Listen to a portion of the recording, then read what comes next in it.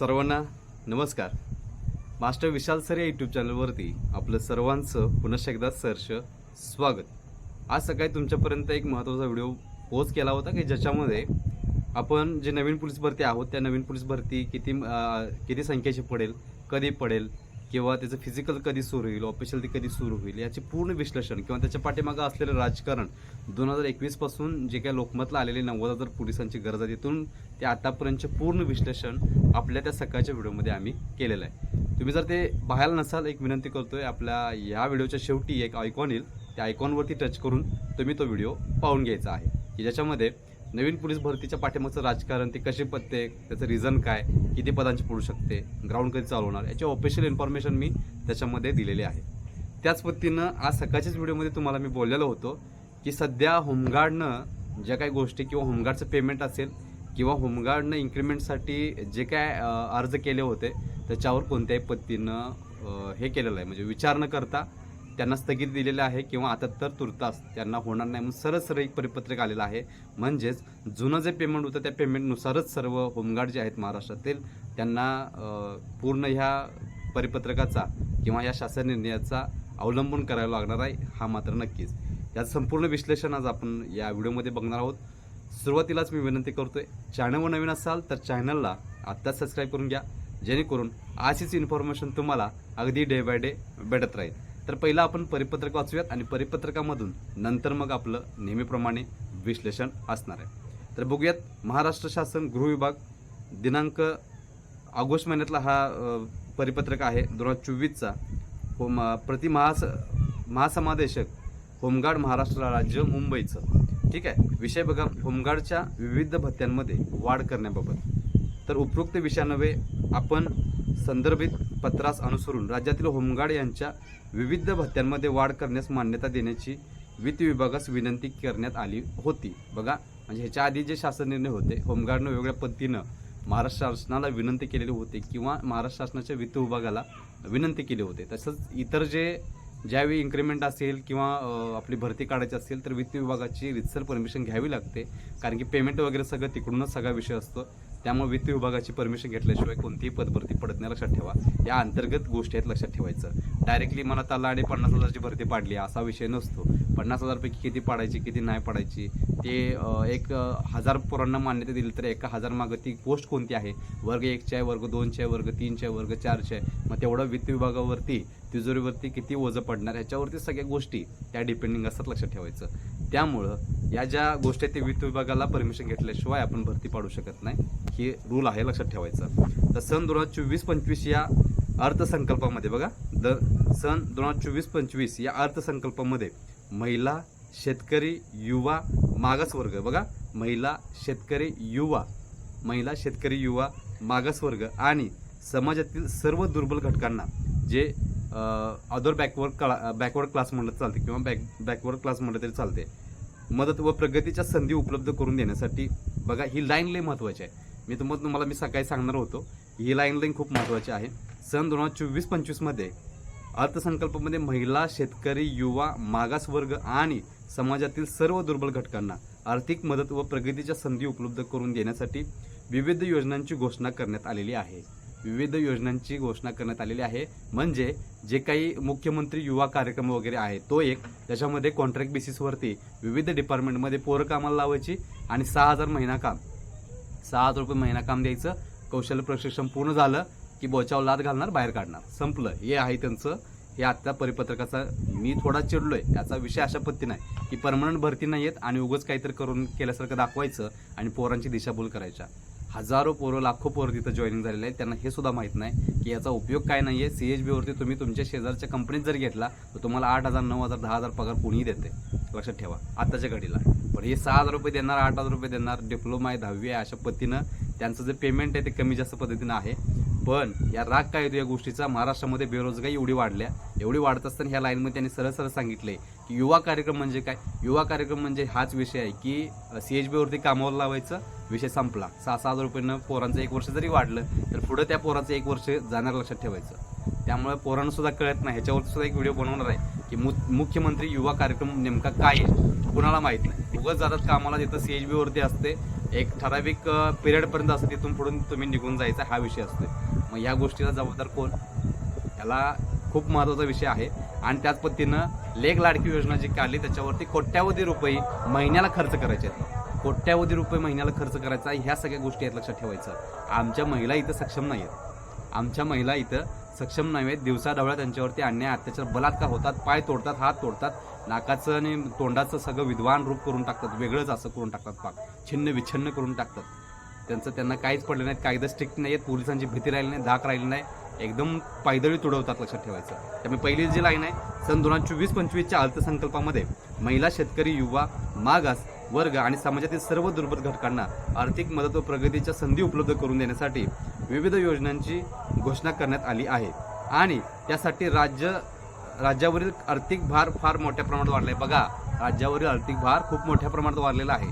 म्हणजे काय, निवडणुकी तोंडा ह्या सगळ्या गोष्टी केल्या म्हणजे आपल्या खिशातला पैसा या निवडणुकीसाठी वापरतात, या वेगवेगळ्या ज्या घोषणा आहेत त्याच्यावरती करण्यासाठी वापरतात, कार्यक्रम करण्यासाठी वापरतात. आणि वरनं आपल्यालाच रिझन देतात की राज्याच्या आर्थिक गोष्टींमध्ये मोठी भर पडण्यात आलेली आहे ह्या गोष्टींमुळं. त्यामुळे ह्या गोष्टी आता पुढं बघा काय सांगतात, मोठ्या प्रमाणात वाढणार आहे. त्यामुळे विभागाने सादर केलेल्या प्रस्ताव काही काळासाठी पुढे ढकलण्यात किंवा सद्यस्थितीत स्थगित ठेवण्याबाबत विचार करणे आवश्यक आहे, असे अभिप्राय वित्त विभागाने दिलेले आहे. म्हणजे जे काही होमगार्डनं जे काही त्यांचं पेमेंट वाढ करण्यासाठी त्यांच्याकडे जी विनंती केली होती ती फेटाळलेली आहे सरळ. म्हणजे जुन्या पेमेंटवरती त्यांना राबायचं आहे. होमगार्डच्या पेमेंटवरती मी बोलत नाही. जे होमगार्ड मुलं लागलेले आहेत, मुली लागले आहेत, त्यांना विचारा त्यांची अवस्था काय आहे. बिचारी प्रामाणिकपणे काम करतात. आत्तासुद्धा गणपती आहे, पण गणपतीला जर बघायला गेलं तर 100% होमगार्ड हा रस्त्यावरती आहे, चौकात आहे, गावागावात आहे लक्षात ठेवायचं. म्हणजे हा होमगार्ड जो घटक आहे तो त्या गावामध्ये घरामध्ये पोहोचू शकतोय, गल्लीमध्ये पोहोचू शकतोय, त्या पद्धतीने चौकामध्ये पोहोचू शकतोय, पण पोलीस पोहोचू शकत नाही कारण तेवढी स्ट्रेंथ नाही आहे, तेवढी भरून घेत नाहीत. म्हणजे कायदा व्यवस्था ही पायदळी तोडवण्याचा एक प्रयत्न या डिपार्टमेंटनं किंवा होम डिपार्टमेंटने केलेला आहे. यांना इन्क्रिमेंट वगैरे काही दिलेलं नाही, तुर्तास स्थगिती लावलेलं लक्षात ठेवायचं. सो सबब राज्यातील होमगार्ड यांच्या विविध भत्त्यांमध्ये वाढ करण्याबाबतचा प्रस्ताव सद्यस्थितीत स्थगित ठेवण्यात येत आहे. ओके, आता हे तुम्हाला कळालं असेल, सकाळीच मी तुम्हाला सांगणार होतो की कशा पद्धतीने याच्या पाठीमागचं राजकारण असते आणि हे राजकारण तुमच्यापर्यंत मी पोच केलेलं आहे. त्यामुळं ज्या गोष्टी खूप महत्त्वाच्या होत्या की होमगार्ड असू दे किंवा इतर घटक असतील, कोणालाही पगारवाढ वगैरे होणार नाही आहे. फक्त झालं ते STचा विषय आहे, तो सुद्धा अजूनसुद्धा लिगली प्रोसेसमध्ये आहे. ते होईल ना होईल, निवडणुका होतील, कोणीही कोणाला विचारणार नाही आहे. त्यामुळं होमगार्डचं सुद्धा पेमेंट वाढवायला नाही आहे. आणि जे काही लेक लाडकी योजना असेल, मुख्यमंत्री युवा कार्यक्रम काय तर तो एक उपक्रम आहे, तो एक सुद्धा घेतला आहे. म्हणजे आपल्या खिशातलं पैसे लावून आपल्यालाच रिझन देणार की अशा पद्धतीने महाराष्ट्राच्या आर्थिक बाबीमध्ये मोठ्या प्रमाणात अडचणी निर्माण झालेल्या आहेत. आणि तुर्तास सद्यस्थितीत कोणत्याही पद्धतीने होमगार्डला पेमेंट वाढू शकणार नाही किंवा सद्यस्थितीत तर स्थगिती लावणार लक्षात ठेवायचं. म्हणजे जे आता नवीन होमगार्ड लागले त्यांना सुद्धा तेच पेमेंट असणार आहे. त्यामुळं कोणत्याही होमगार्डला किंवा कोणाला इन्क्रिमेंटचा विषय काही विषय नाही आहे. रेग्युलर ड्युटीसुद्धा त्यांना भेटत नाही बिचाऱ्यांना, पेमेंटसुद्धा त्या पद्धतीने भेटत नाही, तरीसुद्धा ते प्रामाणिकपणे काम रस्त्यावर चौकात लक्षात ठेवा. जिथं पोलिसांनासुद्धा काही गोष्टी आवरत आहेत त्यावेळी होमगार्डसुद्धा जे काही होमगार्डचं दल आहे त्यालासुद्धा बोलवलं जातं आणि तिथं त्यांच्याशिवाय त्यांची मदत मागून जे काही काम असेल ते योग्य पद्धतीनं पार पडलं जातं लक्षात ठेवायचं. या होमगार्डला MSF सारखं कमीत कमी 11 महिने तरी कंटिन्यू जॉब पाहिजे. अतिशय वाईट अवस्था लक्षात ठेवा. त्याच्यावरती सुद्धा मी एक व्हिडिओ बनवला आहे की होमगार्डचे सद्यस्थितीला दिवस कशा पद्धतीने. त्यामुळे विद्यार्थ्यांना मी सांगतोय, मी त्या दलाला नावं ठेवत नाही, पण त्या दलानं सुद्धा आमच्या काही हजारो महाराष्ट्रातल्या कुटुंबांना काही विना आपल्या जे कुटुंब आहेत महाराष्ट्रातील वेगवेगळ्या डिपार्टमेंटची किंवा वेगवेगळ्या होमगार्डची जे काही मुलं मुली आहेत त्यांना सुद्धा साथ दिलेली लक्षात ठेवायचं. साथ दिलेली आहे, काही पण असू दे, पण प्रामाणिकपणे काम करून ते आपले उदारनिर्वाह करत असतात. पण सद्यस्थितीला होमगार्डची अवस्था ही वाईट आहे लक्षात ठेवायचं. ओके, ज्यांनी ड्युट्या करतात, ज्यांनी आता रस्त्यावर आहेत, जे माझे व्हिडिओ बघत असतील होमगार्ड त्यांना सुद्धा माहीत असेल की त्यांची अवस्था काय आहे. कारण की ते जे काम करतात त्या पद्धतीनं त्यांना मोबदला भेटत नाही लक्षात ठेवायचं. फिक्स काम नसते, कधी काम असतात, कधी काम नसतात. त्यामुळं त्यांना कंटिन्यू ड्युट्या भेटत नाहीत. कामाचा विषय नाही, पेमेंट तर एकसारखं कंटिन्यू भेटतच नाही आहे. 2-2 महिने 3-3 महिने पेमेंट भेटतच नाही. ही अवस्था ते होमगार्डच्या लक्षात ठेवायचं. त्यामुळं हे जे काही तुम्हाला मी सांगितलं की होमगार्डमध्ये पेमेंट वाढ वगैरे ह्या गोष्टी सद्यस्थितीला काही होणार नाहीत. म्हणजे ह्याचा विषय होईल ते नवीन सरकार आल्यानंतर त्याला कधी उजेड किंवा त्याला कधी या गोष्टीची जाणीव होईल. यानंतर खूप महत्त्वाचा विषय म्हणजे की हजारो लाखो होमगार्डनी मोर्चा केल्यानंतर तर मग त्यांना ते इन्क्रीमेंट असेल किंवा पगारवाढीचा विषय असेल, कारण की महागाई असेल, DA असेल, HRE असेल, काय असेल ते सगळ्या गोष्टी, तर त्यांना काही विषय वेगळ्या वेगळ्या पद्धतीनं आहे. त्यांना येणं जाणं असेल ते काही परवडत नाही त्या भत्त्यांमध्ये, लक्षात ठेवायचं. त्यामुळे होमगार्डचं सुद्धा नवीन होमगार्ड आमचे आता रुजू झालेले आहेत. 9,000 सरकारनं भरून घेतलेले आहेत. भरणं चालू आहे विविध ठिकाणी. त्यांची सिलेक्शन पण झाले आहेत. आपले विद्यार्थी पण त्याच्यामध्ये आहेत. त्यामुळं आपण सुद्धा त्यांना गायडन्स करत असतो. पण एखाद्या सरकारनं, येणाऱ्या अपकमिंग सरकारनं त्याचा विचार करायला पाहिजे असं मला वाटतं.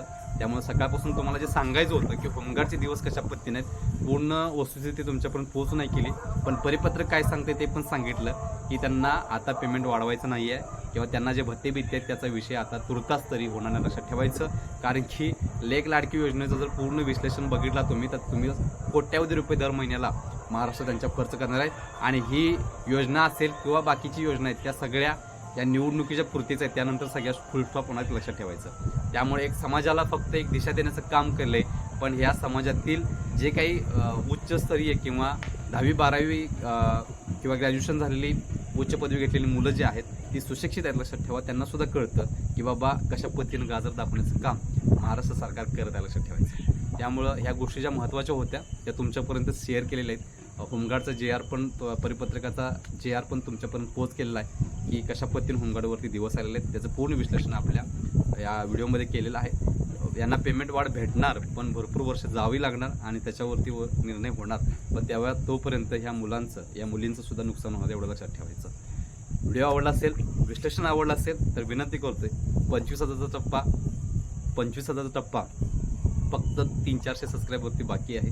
तुम्ही जर साथ दिली प्रामाणिकपणे 100% तुमच्यासाठी प्रत्येक घटकावरती पूर्ण विश्लेषण किंवा त्यांची परिस्थिती मांडण्याचा प्रयत्न आपला चॅनल करणार आहे. त्यामुळे तुमची साथ आपल्याला पाहिजे. तुमचा प्रामाणिकपणा, आमचा पण प्रामाणिकता तुमच्यासोबत असेल तर 100% तुम्ही करिअरकडं किंवा फोकस तुमचा वर्दी किंवा तुमची जी पोस्ट आहे ती मिळवू शकणार आहे. त्यामुळे कळकळीची विनंती आहे बघणाऱ्या प्रत्येकाला की इथून पुढे सुद्धा ज्यांनी सबस्क्राईब नाही केलं त्यांनी सबस्क्राईब करा.